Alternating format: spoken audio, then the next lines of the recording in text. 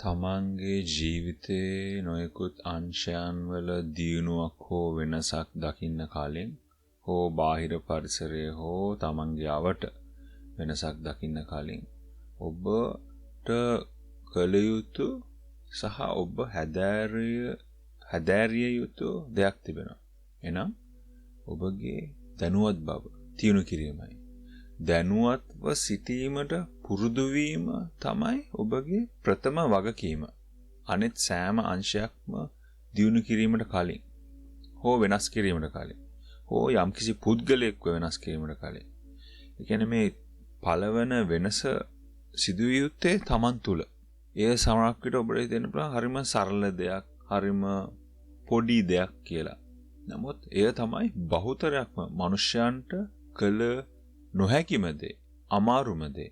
නමුත් එය තමයි අප කළ යුතුම දේ අපගේ පරිණාමණය සඳහා. අපගේ ආධ්‍යාත්මික පරිණාමණය වගේම අපගේ ජීවිතයේ අනෙකුත් අංශවල වෙනසක් හෝ උසස් තත්වයක් හෝ පරිණාමන තත්වයක් දැකීමට අප කළ යුත්තේ අප තුළ ඇති දැනුවත් බව තියුණු කිරීමයි. ඒ කියන්නේ බොහෝ මිනිසුන් මෙය නොකරන නිසා ඔවුන් ජීවත් වෙන්නේ නිකන් නිදාගෙන වගේ. ඒ කියන්නේ නිදාගෙන කියන්නේ මානසිකව. ඔවුන් නිදාගෙන ඉන්නේ ඇත්තටම කිව්වොත්. ඔවුන් අවදියෙන් නෙවෙයි සිටින්නේ. වෙනත් විදිහෙන් කිව්වොත් ඔවුන් මානසිකවද, ශක්තිමය වශයෙන්ද සහ ආධ්‍යාත්මික වශයෙන් නිදාගෙන සිටින්නේ. ඒ කියන්නේ ඔවුන් ප්‍රතික්‍රියා කරන්නේ එකම විදියට, ප්‍රතිචාර දක්වන්නේ එකම විදියට, සිතන්නේ එකම විදියට, හැඟෙන්නේ එකම විදියටමයි. right? ඔවුන්ගේ තෝරා ගැනීම, තීරණය කිරීම ඔක්කොම එකම විදියයි. එකම රටාවක් හැමදාම එකම විදියටම පවතිනවා. එතකොට ඔවුන් නිකන් නිදාගෙන වගේ ඉන්නේ. එතකොට මොකද වෙන්නේ? ඔවුන්ට හිතනවා කොහොමද වෙනසක් කරා යන්නේ? එතකොට ඔවුන්ට වෙනස කියන දේ හරිම අමාරුයි. ඒ කියන්නේ තමන්වම වෙනසක් කිරීම ඔවුන්ට අමාරුයි. මොකද ඔවුන්ගේ පුරුද්ද දිගු කාලීන ඇබ්බැහිකමක් වෙලා තිබෙන්නේ. ඔවුන් දන්නේ අය කරනවා කියලා. ඒ කියන්නේ ඇබ්බැහිකම කියන తත්වය ඔවුන්ට ආවේනික වූ දෙයක් වෙලා. ඒ කියන්නේ හිතන්න ඕන නැහැ. ඒ නිකම්ම ඔටෝමැටිකලිම කරන දෙයක් වෙලා. එම නිසා අප දැනගන්න ඕනේ අප වෙනස් වෙන්න නම් අප ඒ පිළිබඳව දැනුවත් වෙන්න ඕනේ. අප පිළිබඳව දැනුවත් වෙන්න ඕනේ. තමන් පිළිබඳව. කොහොමද ඔබ දැනුවත් නැත්නම් ඔබ වෙනස් වෙන්නේ? ඔබ කොහොමද ඔබ පිළිබඳව දැනුවත් නැත්නම් ඔබගේ ඇතුළාන්තයේ සිදුවෙන දේවල් පිළිබඳව ඔබ දැනුවත් නැත්නම් ඔබ කොහොමද ඒ වෙනස් කරන්නේ?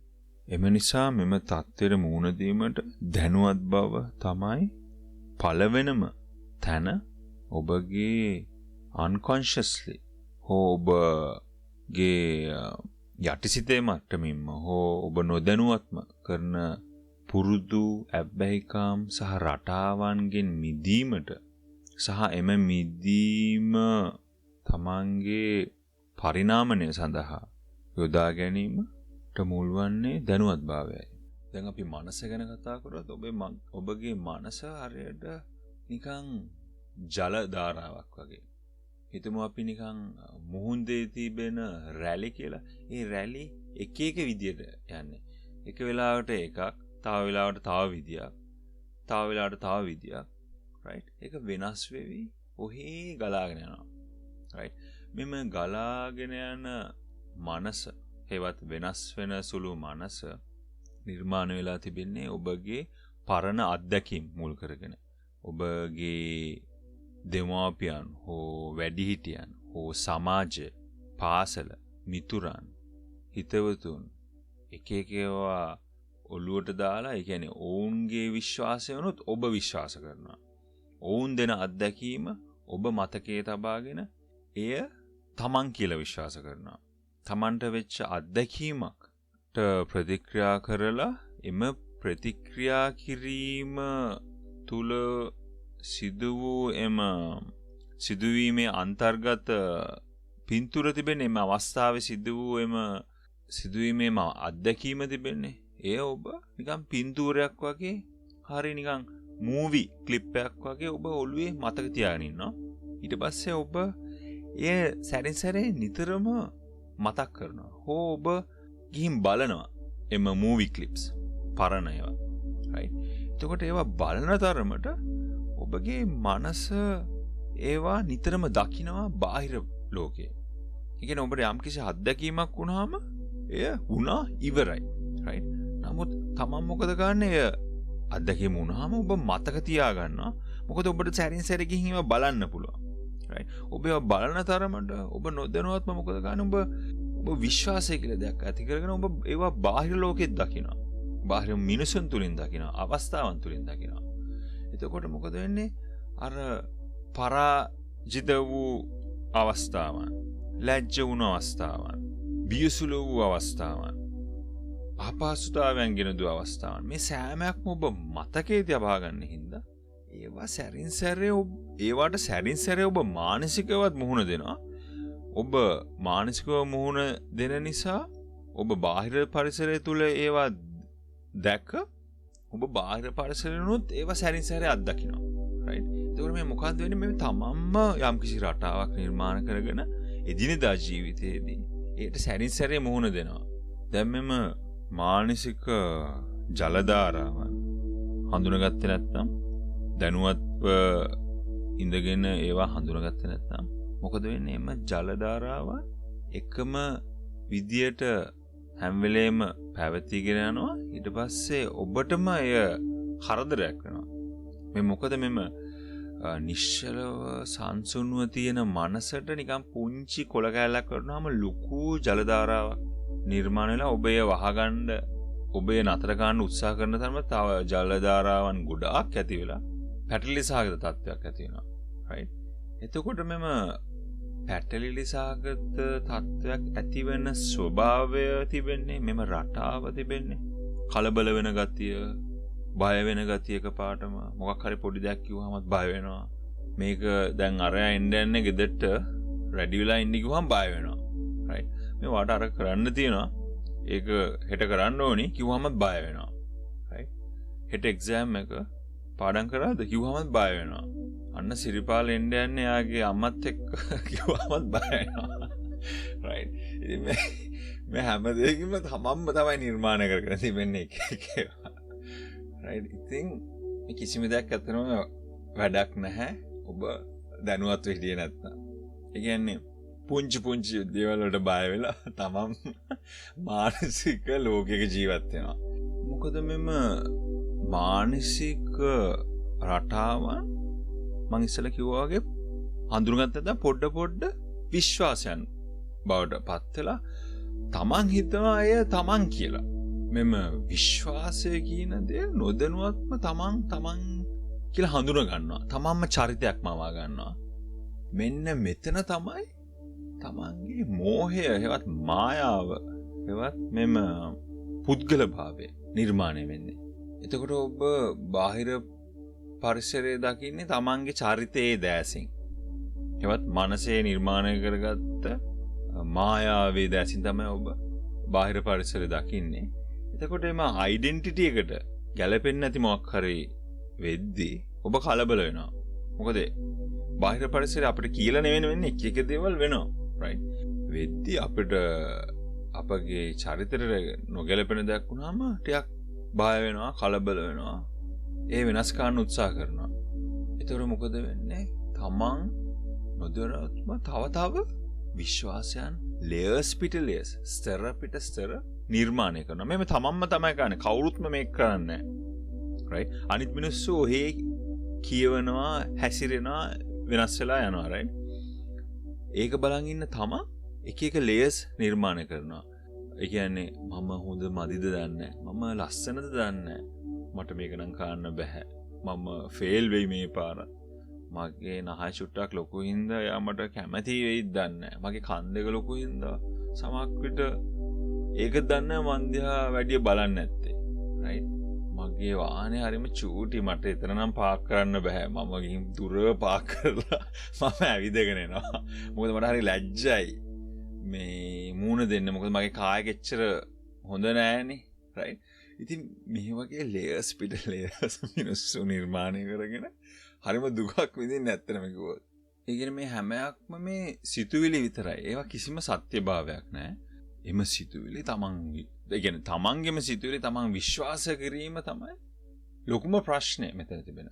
එනම් මෙම සිතුවිලි ඉස්සලා කිව්වා වගේ නිකන් පසුකරන ධාරාවන් කිසිදු සත්‍ය බවක් නැති right ඒවා කියන්නේ ලොකු අවබෝධයකින් දකින විට එම සිතුවිලි වල කිසිදු සත්‍ය භාවයක් නැහැ. වෙනත් විදිහකින් කිව්වොත් ඔබගේ සිතුවිලි තිබෙන්නේ ඔබ නිතරම සිතන විදිය ඔබට නිතර හැඟෙන විදිය. ඒ කියන්නේ තමන්ම එම සිතුවිලි පිළිබඳව ප්‍රශ්න නොකරන තාක්කල් ඔබ එම සිතුවිලි වල හිරවෙච්ච සිරකරුවෙක් වෙනවා. ඒ කියන්නේ තමන් තුළම ඇතිවන කතන්දරය තමන් ප්‍රශ්න නොකරන තාක්කල් තමන්ගේම සිතුවිලි වල සිරකරුවෙක් වෙනවා. ඇයි මට මෙහෙම හිතෙන්නේ? ඇයි මට මෙහෙම හැංගෙන්නේ? ඇයි මෙහෙම මට දැනෙන්නේ? right? එතකොට තමන් හිතනවා හේතුව මොකද මාගාව තිබෙනවා මෙවැනි විශ්වාසයන් මම්ම හදාගත්ත වෙනම බ්ලොකේජස් වගේක් තිබෙනවා. එමේ බ්ලොකේජස් ටික තියෙන හින්දා තමයි මට මෙහෙම හිතෙන්නේ කියලා තමන්ට වැටහෙනවා. ඊට පස්සේ තමන් හිතනවා මට ඕනේ නෑනේ ඒක තියාගන්න තව ඇයි මං එහෙම හිතන්නේ? මම මේක අත්හැරලා දානවා කියලා තමන්ට ඇයි ඒක අත්හැරලා දාන්න බැරි? right? ඕම අතාරන තරමට තමන් මොකද ගන්න තමන් පිරිසුදු වෙනවා right? ඇතුළාන්තයේ තමන්ගේ අර බ්ලොකේජස් ටික ඉවත් කරනවා. එතකොට අර බාහිර පරිසරයේ දකින්න ඉෂුස් තවදුරටත් ඉෂුස් නෙවෙයි. මොකද ඔබ බාහිර පරිසරය දැකලා තිබෙන්නේ මෙතෙක් කල තමාගේ මායාවෙන්නේ. හෙවත් තමන්ම නිර්මාණය කරගත් චරිතයේ කියන්නේ බ්ලොකේජස් හෝ බාධක පිරුණු චරිතයෙන් බාහිර පරිසරය දකින්න තාක්කල් එම බාහිර පරිසරය පිළිබඳව විනිශ්චය කරලා right සංසන්දනය කරලා ඔබ විශ්වාසයන් ටිකක් ගොඩනගා ගන්නවා. මට එදත් උනේ මේක අම්මෝ අදත් වෙන්නේ මේකම තමයි. ආයෝක ඔහොමම තමයි ආය කතා දෙයක් නැහැ කියලා මිනිස්සු කියන්නේ. right? ඒ මොකද උන්ට අර බාධකේ කඩාගෙන යන්න බැරි හින්දා උන්ම යම්කිසි මානසික රාමුවක හිර වෙලා සිරකරුවෙක් වෙලා ජීවත් වෙනවා. මේ එච්චර හොඳ දෙයක් නෙවෙයි අත්‍තරම කිව්වොත්. හොඳ දෙයක් නෙවෙයි කියන්නේ එයින් ඔබට මේ හොඳ දෙයක් වෙන්නේ නැහැ. හොඳ දෙයක් කියන්නේ සමන්ව සැහැල්ලුවෙන් තබන්නේ නැහැ. තමන්ගේ ජීවිතය පරිණාමණය කරන්නේ නැහැ. ඔබ ආධ්‍යාත්මික වශයෙන් දුර්වලනා විතරයි වෙන්නේ. ඔබ තමන්ගේ සිතුවිලි පිළිබඳව දැනුවත් වෙන තරමට එය පිළිබඳව අවබෝධ වෙන තරමට ඔබ එම සිතුවිලි කියලා තමන්ව හඳුනා ගන්න නැහැ. right? අන්න සිතුවිල්ල ආවා. right? මෙන්න මෙයා ගැන මට මෙහෙම හිතෙනවා. ඒක සිතුවිල්ලක් විතරයි. of course ඔබගේ එහා පැත්තේ ඉන්න මිනිස්සයා නියම පරාලයනයක් වෙන්න පුළුවන්. right? හෙන්න පරාලයනයක් වෙන්න පුළුවන්. ඔබගේ බිරිඳ වෙන්න පුළුවන්, ස්වාමි පුරුෂයා වෙන්න පුළුවන්, ඔබගේ මිතුරා වෙන්න පුළුවන්, හතුරා, මැනේජර්ද, බොස්ද ඕන එකෙක් වෙන්න පුළුවන්. ඔහු දාර පරාලයනයක් වෙන්න පුළුවන්. right? of course එම පරාලයන මේ මොහොතේ ඔබ ඉදිරිය යනවා. right? ඔය පරාලයනේ දිහා බලන් ඉන්න තරමට අවධානය දෙන තරමට ඔබ මොකද ගන්නෙ? ඔවුන්ගේ වෙනසට අනුව තමනුත් වෙනස් වෙනවා. ඔවුන් හොඳට කතා කරොත් තමන්ට හරියම හොඳයි. ඔවුන් නරකට කතා කරොත් තමන්ට හරියම අසහනකාරී බවක්, තරහවක් දෙන්න හිතන හොම්බට වගේ ෆීලින් එකක් එනවා. right? ඔන්න එන්නේ එතන තමයි ටැකල් ගන්න ඕනේ.